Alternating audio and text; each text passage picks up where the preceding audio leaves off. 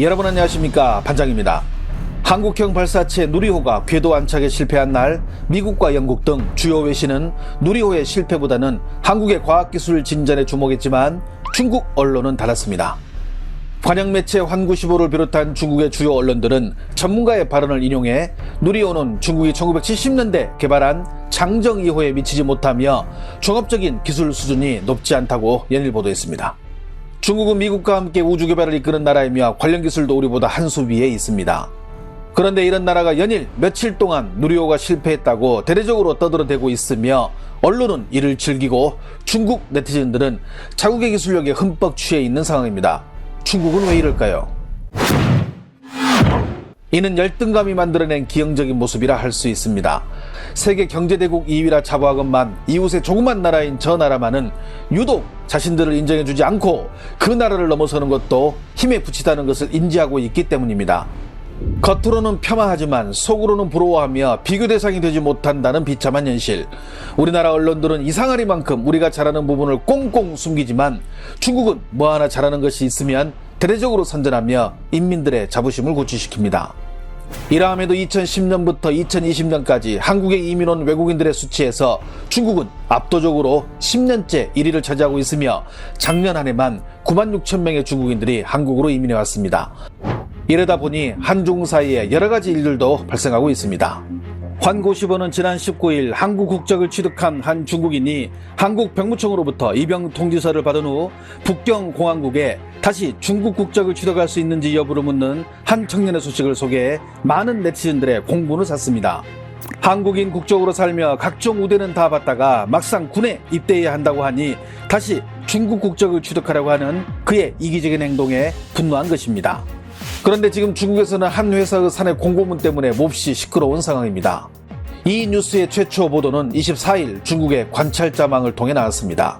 남경 서하구에 있는 시몬 자동차는 한국 회사의 자본으로 세운 독자 기업으로 테슬라의 부품을 제조하는 회사입니다.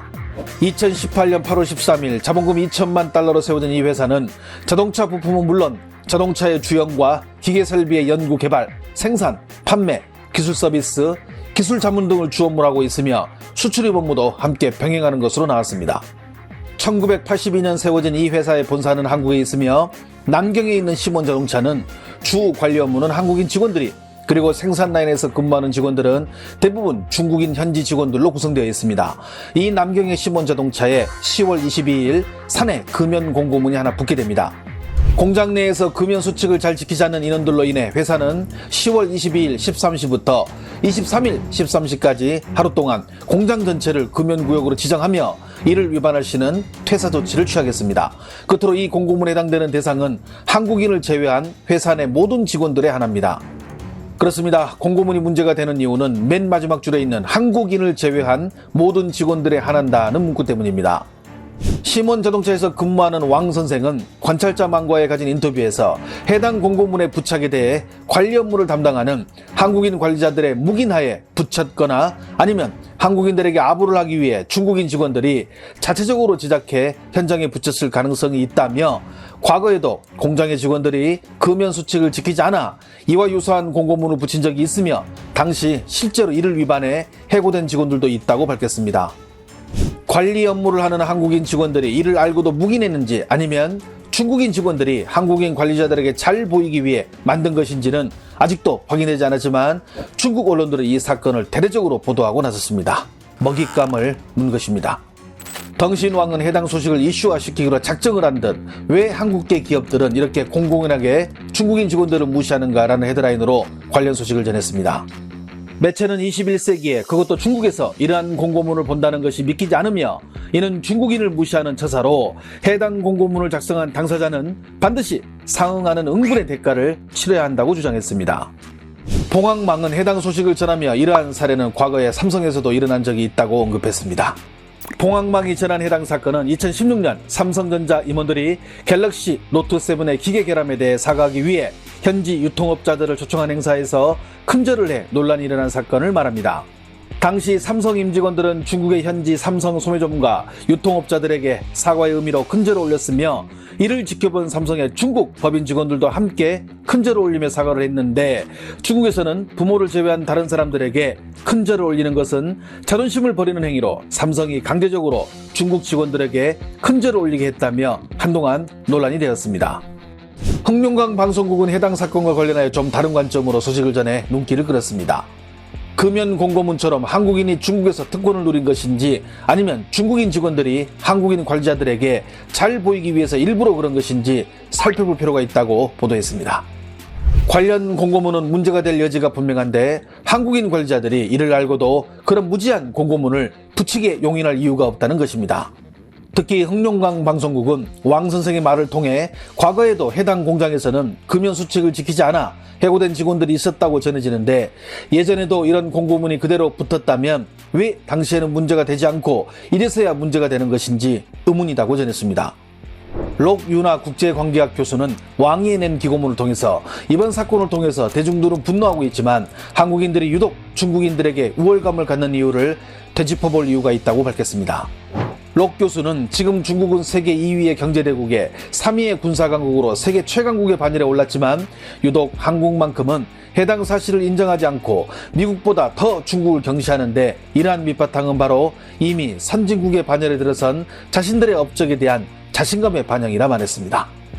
끝으로 록 교수는 청나라 말 때부터 우리는 타국보다 못하다는 컴플렉스로 인해 자기 스스로를 낮추고 외국인을 높게 보는 봉건적인 사상을 갖고 있는데 이는 지금 현 시대에 어울리지 않는 사고방식으로 스스로 개선해야 한다고 전했습니다. 해당 소식을 접한 중국 네티즌들은 어떤 반응을 보일까요?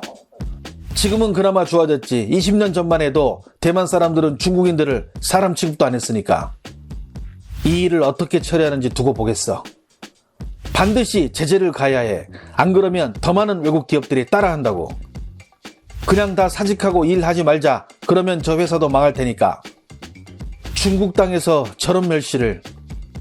기업마다 각자만의 규율이 있습니다. 어떤 기업은 관리자는 가능하지만 직원들은 출근 때 핸드폰 휴대를 금지하는 곳도 있어요. 한국 기업에서 단연간 근무했는데 제 경험으론 한국인들처럼 규정 만들지 않습니다. 일반적으로 규정은 인사행정부에서 만드는데 한국인들에게 밉보이기 싫은 중국 직원들이 맨 아래 한 줄을 추가했겠죠. 이 뉴스 보자마자 경악했어. 어떻게 지금 중국에서 저런 일이 일어나지? 이런 기업은 블랙리스트에 올려야 해. 내 스스로 자존감이 없다면 시종일관 저런 멸시를 받겠지. 한국인들은 늘 자신들을 대단하다고 여겨. 제재해야 해. 자존심이 있다면 저 회사 때려쳐라. 한국 기업 돈 받으면서 중국인들 멸시한다고 욕만 하지 말고. 중국 기업이 외국에서 저러면 별것도 아닌 일로 호들갑 떤다고 늘 말하겠지. 시몬 자동차는 해당 공고문이 논란을 일으키자 마지막 문구를 뺀 새로운 공고문을 다시 붙였습니다. 그러나 공고문 작성 경위에 대해서는 아직도 정확한 원인을 알 수 없다고 전해집니다. 한 가지 궁금한 것은 중국은 수많은 국가와 지역에서 상식을 넘어선 갑질과 말도 안 되는 행동들을 자행해 왔는데 이에 대해서는 어떤 생각을 갖고 있는지 궁금할 따름입니다. 시청해 주셔서 감사합니다. 행복한 하루 보내시길 바랍니다.